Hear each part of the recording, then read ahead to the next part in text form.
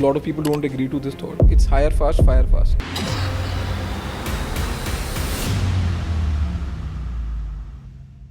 That I have people who have families 35, 40, 42. It's so difficult, like the fire faster doesn't work. I don't think it ever works. Yeah, it doesn't work. I don't think it ever works, Raj. ये हैं अशनीर ग्रोवर और कुणाल बहल के opinions hire fast fire fast के बारे में। दोनों business दुनिया के शार्क्स हैं, और एक फॉर्मर शार्क है और एक करंट शार्क, लेकिन दोनों के बिजनेस फिलॉसफीज में जमीन आसमान का अंतर है। देखिए, इस वीडियो का मकसद रतन टाटा जी या कुणाल बहल को अशनीर के साथ में या फिर किसी भी दो इंडिविजुअल को कंपेयर करने का नहीं है। I think he's just delivered a life which is not replicable at all going ahead. So sir, Ratan Tata ji का तो कोई कंपैरिजन ही नहीं है। जो उन्होंने अपनी जिंदगी में हासिल किया वो इंडिया ही नहीं बल्कि पूरी दुनिया के लिए एक मिसाल है। और हमने इसी चैनल पर पहले भी कहा है कि वो यानी कि रतन टाटा जी इंडिया के हाईएस्ट सिविलियन ऑनर यानी कि भारत रत्न के सही हकदार हैं। अब यहाँ पे इस वीडियो में हम दो अलग अलग इंडिविजुअल्स के बिजनेस फिलॉसफीज को कंपेयर करना चाह रहे हैं। दो कंप्लीटली अलग जनरेशंस, दो कंप्लीटली अलग बैकग्राउंड से आने वाले और अलग चीजों में भरोसा रखने वाले लोग। जैसे कि कुणाल बहल में रतन टाटा जी के कई आदर्श देखने को मिलते हैं, और रतन टाटा ने खुद 2014 में कुणाल बहल में पर्सनली इन्वेस्ट किया था। और कुणाल बहल की गिनती इंडिया के स्टार्टअप स्पेस में फर्स्ट जनरेशन एंटरप्रेन्योर्स में आती है, ठीक जोमेटो फाउंडर दीपेंद्र गोयल की तरह। in some sense, the lineage is that, right? Like Dippy is the grandfather, right? Albi is the father, I am the kid. और उस लॉजिक से देखें तो अशनीर सेकंड जनरेशन एंटरप्रेन्योर में आते हैं। अब क्योंकि हमने स्टार्टअप एनालिस्ट चैनल पर अशनीर के ऊपर कई सारे वीडियोस बनाए हुए हैं, तो शायद कईयों को ये लगता है कि हम अशनीर को ग्लैमराइज कर रहे हैं। हो सकता है किसी को लगता हो कि अशनीर ने चैनल को स्पॉन्सर भी किया हुआ है, लेकिन ऐसा कुछ नहीं है। जरूरी नहीं कि कोई इंसान हर चीज के बारे में सही हो। अशनीर भी कई चीजों के बारे में गलत हो सकते हैं। तो कौन है सही और कौन है गलत, ये डिसाइड करने वाले हम कौन होते हैं, आप खुद ही डिसाइड कर लेना। शुरू करते हैं अशनीर के मोस्ट कंट्रोवर्शियल फिलॉसफी से। हाल ही में वो इस फिलॉसफी को कुछ ज्यादा ही पुश करते हुए नजर आते हैं। देखो, हायरिंग का ना थोड़ा सा मेरा टेढ़ा व्यू है। मेरे को लगता है प्रॉब्लम हायरिंग में नहीं होती, प्रॉब्लम ये होता है कि फायर नहीं करते आप। ये अशनीर ने economic times CIO annual conclave में कहा था 2023 में। इसके बाद वो यूट्यूबर ईशान शर्मा के पॉडकास्ट पर भी गए थे, वहां पर भी उन्होंने कुछ ऐसा ही कहा था। lot of people don't agree to this thought. It's hire fast, fire fast. हम 3 महीने लगा देते हैं पहले बंदा आइडेंटिफाई करने में, फिर वो बोलता है जी मेरा 2 महीने का नोटिस पीरियड है, तो 2 महीने और वेट कर लेते हैं। तो you invested 6 months into a role और to fill a role। फिर जब वो बंदा आता है then it becomes natural कि यार जितना मैंने इसको अंदर लाने में टाइम लगाया उतना टाइम इसको अंदर भी दे दूं, तो 6 के 1 साल हो जाता है। अशनीर का ये कहना है कि किसी भी पोजीशन के लिए हायर करने में कैंडिडेट सेलेक्ट करने से लेकर अलग अलग राउंड्स के इंटरव्यूज और फिर फाइनल इंटरव्यू तक महीनों लग जाते हैं। फिर उसे 2 महीने का नोटिस पीरियड भी सर्व करना होता है। फिर 3 से 4 महीने बाद जब वो एम्प्लॉय आता है तो नेचुरल सी बात है कि जितना टाइम उसे ऑनबोर्ड करने में लगा है उतना काम भी उससे करवा लेना है। अब हायर फास्ट तक तो फिर भी ठीक है, लेकिन अशनीर को लगता है कि फायर करने में भी देरी नहीं लगानी चाहिए। अब देखा जाए तो एक बिजनेस के नजरिए से शायद ये सुनने में बड़ा अच्छा और सिस्टमैटिक तरीका लग सकता है, पर सवाल ये है कि क्या ये करना सही है? कुणाल बहल को डेफिनेटली ऐसा नहीं लगता। I don't think it ever works, Raj.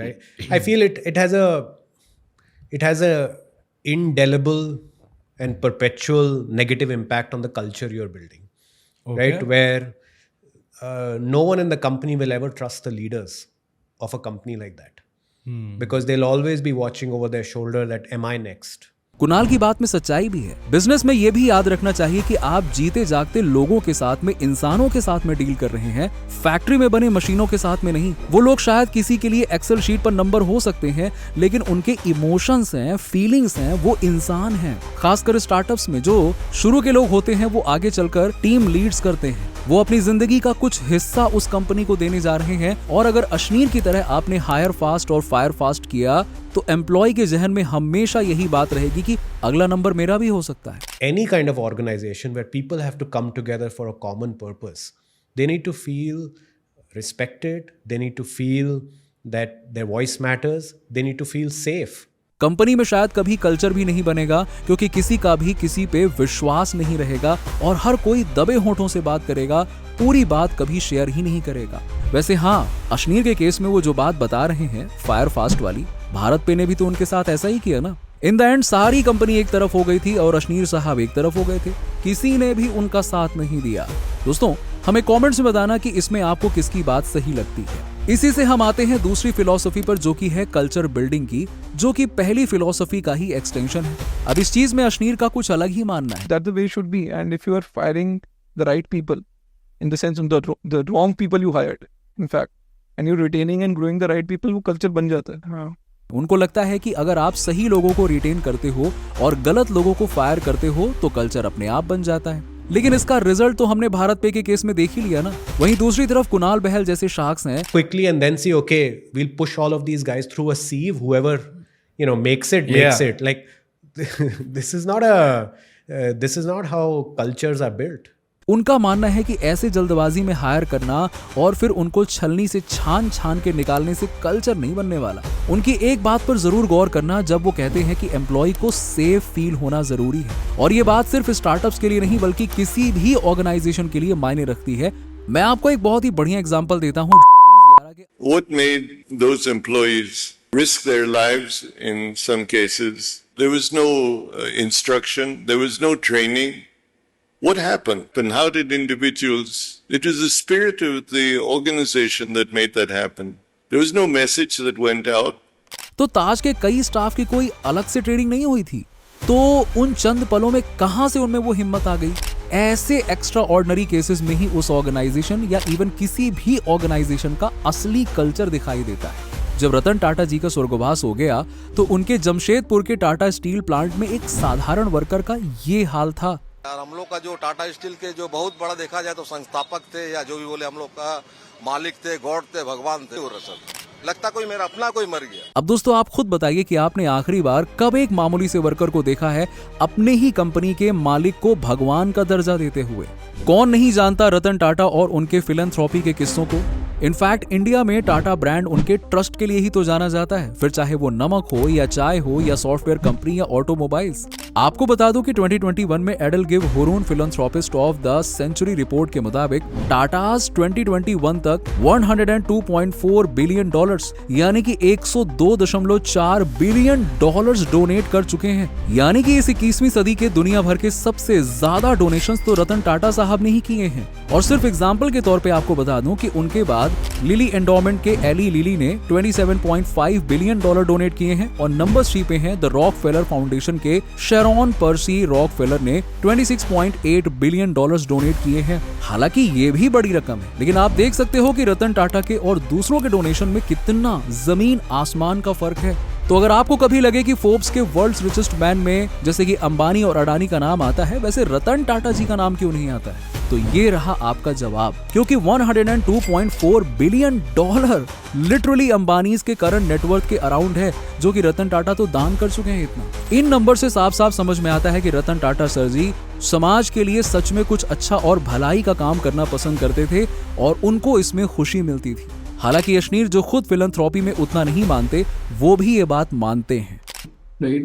He was doing it because he genuinely believed in whatever he was doing, and it gave him happiness and satisfaction at a certain level, and that was consistent throughout. I am not a big believer in philanthropy, but what Mr. Ratan Tata did, you cannot deny. He was doing. के बाद उन्होंने pledge किया कि वो हर उस family का ख्याल रखेंगे जिसका कोई घायल हुआ है या तो फिर मर चुका है। Tata Group also announced the setting up of Taj Public Service Welfare Trust. The settlement also included continuation of full loss salary for life for the family and dependents. It also included taking complete responsibility of education of their children and dependents anywhere in the world. और एक और interesting चीज आप notice करना कि संगत का असर कैसे होता है। Not every Indian, but every human being ever born and to be born should take inspiration from. 2014 में रतन टाटा ने स्नैपडील में पर्सनली इन्वेस्ट किया था, जो कि उनका पहला स्टार्टअप इन्वेस्टमेंट था। अब एक चीज जो शायद हर एक एंटरप्रेन्योर को रतन टाटा जी से सीखनी चाहिए, वो है ह्यूमिलिटी यानी कि विनम्रता। अब ये थोड़ा डिबेटेबल जरूर हो सकता है, क्योंकि एक एंटरप्रेन्योर जब लीक से हटकर दुनिया के सामने कुछ अलग करने की हिम्मत रखता है तो नेचुरली वो अकड़ होना तो थोड़ा सा जायज होना थोड़ा तो बनता है। अकड़ है तभी तो बाकियों की तरह वो 9 to 5 जॉब नहीं कर रहा है। लेकिन ये भी सच है कि शार्क टैंक पर अशनीर जैसों के केस में उनकी अकड़ ही कुछ लोगों को पसंद आ गई थी। Some people बिलीव कि यार मैं I am rough around the edges, जो मर्जी बोल लो, राइट? बट उसका one of the basic reason is कि जो मैं हूँ वो हूँ यार। और शार्क टैंक में चाहे अनुपम हो या अमन, थोड़ी बहुत अकड़ तो आपको सब में दिखाई देगी ही देगी। लेकिन वहीं पे रतन टाटा जैसे पर्सनालिटी की ग्रेटनेस का पता चलता है कि 30 से भी ज्यादा कंपनीज, उनमें से 26 पब्लिक लिस्टेड कंपनीज, 100 देश और 6 कॉन्टिनेंट्स में होने के बावजूद भी रतन टाटा सर जी के स्वभाव में कभी भी अकड़ देखने को नहीं मिली। तो दोस्तों, उम्मीद है कि आपको वीडियो पसंद आया होगा। जैसे कि हमने आपको वीडियो के स्टार्टिंग में ही कहा था कि इसमें हमने 2 अलग अलग इंडिविजुअल्स के बिजनेस फिलॉसफीज को कंपेयर किया है। बिजनेस वर्सेस मोरल्स के इस कंपैरिजन में आपके ओपिनियंस क्या हैं, हमें कमेंट सेक्शन में जरूर बताना। अगर आप ऐसे टॉपिक पर वीडियोस पसंद करते हो तो प्लीज चैनल को लाइक और सब्सक्राइब जरूर कर देना। चलिए मिलते हैं आपसे अगले वीडियो में।